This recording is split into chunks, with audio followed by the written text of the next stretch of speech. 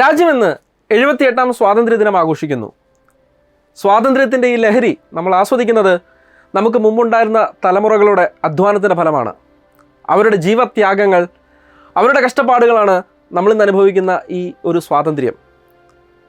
സ്വാതന്ത്ര്യത്തിന് ശേഷമുള്ള ഇന്ത്യയുടെ അവസ്ഥ എന്തായിരുന്നു എന്ന് നിങ്ങൾക്കറിയാമോ?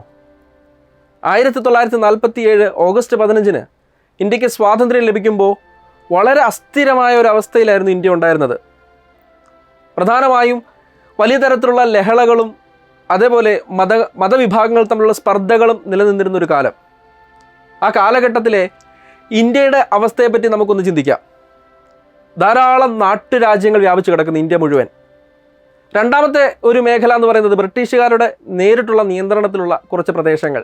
ഇങ്ങനെയായിരുന്നു ഇന്ത്യയുടെ അന്നത്തെ ഒരു അവസ്ഥ. ഏറ്റവും വലിയ വെല്ലുവിളി നമ്മൾ നേരിട്ടത് ഈ നാട്ടുരാജ്യങ്ങളുടെ സംയോജനമായിരുന്നു. ബ്രിട്ടീഷുകാരുടെ നേരിട്ടുള്ള നിയന്ത്രണത്തിലുണ്ടായിരുന്ന സ്ഥലങ്ങളെല്ലാം ബ്രിട്ടീഷുകാർ ഇന്ത്യയിൽ നിന്ന് പിൻവാങ്ങിയതോടെ ഇന്ത്യയുടെ ഭാഗമായി മാറി. അപ്പോഴും നാട്ടുരാജ്യങ്ങളെ ഇന്ത്യൻ യൂണിയനിലേക്ക് കൂട്ടിച്ചേർക്കുക എന്നുള്ളത് വളരെ വിഷമകരമായിട്ടുള്ള ഒരു ദൗത്യമായിരുന്നു. 3 ഓപ്ഷൻസാണ് അവർക്ക് കൊടുത്തിട്ടുണ്ടായിരുന്നത്. ഒന്നെങ്കിൽ ഇന്ത്യയോടെ ചേരാം, അല്ലെങ്കിൽ പാകിസ്ഥാനിലേക്ക് ചേരാം, അല്ലെങ്കിൽ സ്വതന്ത്രമായി നിലകൊള്ളാം. ഈ നാട്ടുരാജ്യങ്ങളിൽ ഭൂരിഭാഗവും ഇന്ത്യയിലേക്ക് ചേരാൻ, ഇന്ത്യയുടെ ടെറിട്ടറിയിൽ വരുന്ന നാട്ടുരാജ്യങ്ങളൊക്കെ തന്നെ ഇന്ത്യയിലേക്ക് ചേരാൻ സമ്മതം അറിയിച്ചു. അതിന് പിന്നിൽ ഏറ്റവും കൂടുതൽ കഷ്ടപ്പെട്ടത് സർദാർ വല്ലഭായ് പട്ടേലും അദ്ദേഹത്തോടൊപ്പം മലയാളിയായിരുന്ന VP മേനോനുമാണ്. ഇവർ രണ്ടുപേരും ചേർന്ന് ഏകദേശം 565ഓളം നാട്ടുരാജ്യങ്ങളെയാണ് 1947 അവസാനത്തോടെയും 1948 എന്ന വർഷത്തോടെയും കൂട്ടിച്ചേർക്കുന്നത്. അപ്പോഴും ഹൈദരാബാദ്, അതേപോലെ ജുനഗഡ്, കാശ്മീർ എന്നീ നാട്ടുരാജ്യങ്ങൾ ഇന്ത്യൻ യൂണിയനിലേക്ക് ചേർന്നിരുന്നില്ല 47. പിന്നീട് ഈ 3 നാട്ടുരാജ്യങ്ങളും, ഹൈദരാബാദിൻ്റെ ഓപ്പറേഷൻ പോളോ നമുക്കറിയാം, ഒരു സൈനിക വിന്യാസത്തിലൂടെ നമ്മൾ ഹൈദരാബാദിനെ ഇന്ത്യയിലേക്ക് ചേർക്കുന്നു. ജനഹിത പരിശോധനയിലൂടെ ജുനഗഡ് ചേരുന്നു. അതേപോലെ കാശ്മീരും ഇന്ത്യൻ യൂണിയൻ്റെ ഭാഗമായി മാറുന്നു. അങ്ങനെ 1948 ഇന്ത്യയിലെ നാട്ടുരാജ്യങ്ങൾ ഇന്ത്യൻ യൂണിയൻ്റെ ഭാഗമായി മാറി. 1953 സംസ്ഥാന പുനഃസംഘടനാ കമ്മീഷൻ ഭാരതം രൂപീകരിക്കുന്നത്.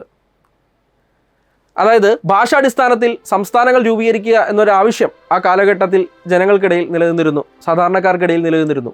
അതിൻ്റെ അടിസ്ഥാനത്തിൽ സംസ്ഥാന പുനഃസംഘടനാ കമ്മീഷൻ നിലവിൽ വരുന്നു. ഇതിൻ്റെ മേധാവിയായിരുന്നത് സംസ്ഥാന പുനഃസംഘടനാ കമ്മീഷൻ അതിൻ്റെ അധ്യക്ഷനായിരുന്നത് ഫസൽ അലി ആയിരുന്നു.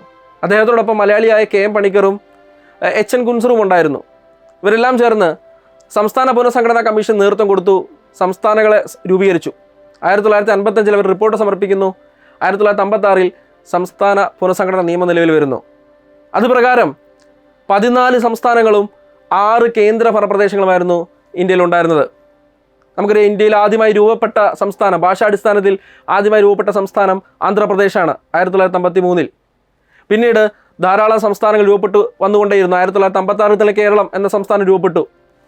പിന്നീട് ധാരാളം സംസ്ഥാനങ്ങൾ അതിനോടുകൂടി കൂട്ടിച്ചേർക്കപ്പെട്ടു. 2014 എത്തിയപ്പോൾ തെലങ്കാന എന്ന സംസ്ഥാനം അവസാനമായി രൂപപ്പെട്ട സംസ്ഥാനം. അങ്ങനെ 29 സംസ്ഥാനങ്ങളായിരുന്നു ഇന്ത്യയിൽ ഉണ്ടായിരുന്നത്.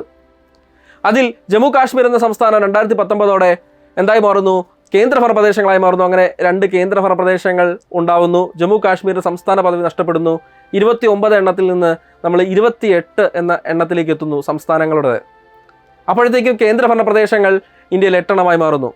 ഇന്ന് 28 സംസ്ഥാനങ്ങളും 8 കേന്ദ്രഭരണ പ്രദേശങ്ങളും ഉൾപ്പെടെ കരുത്തുറ്റ കെട്ടുറപ്പുള്ള ഒരു രാജ്യമായി ഇന്ത്യ നിലകൊള്ളുന്നു. നമുക്ക് ചുറ്റുമുള്ള നമ്മുടെ അയൽപക്കത്തുള്ള നമ്മുടെ അയൽ രാജ്യങ്ങളുടെയൊക്കെ അവസ്ഥ പരിശോധിച്ചാൽ നമുക്ക് മനസ്സിലാവും.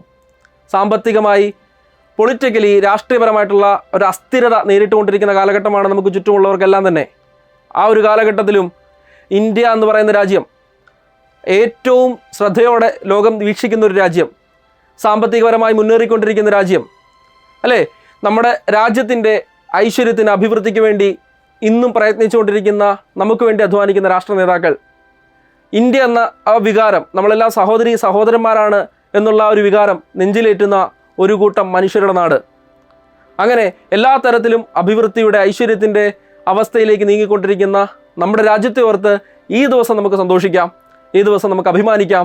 രാജ്യത്തിൻ്റെ കെട്ടുറപ്പിന് വേണ്ടി, രാജ്യത്തിൻ്റെ അഭിവൃദ്ധിക്ക് വേണ്ടി സേവനമനുഷ്ഠിക്കുന്നവരായി പ്രയത്നിക്കുന്നവരായിട്ട് നമുക്ക് മാറാൻ സാധിക്കട്ടെ എന്ന് ആശംസിക്കുന്നു. ജയ് ഹിന്ദ്.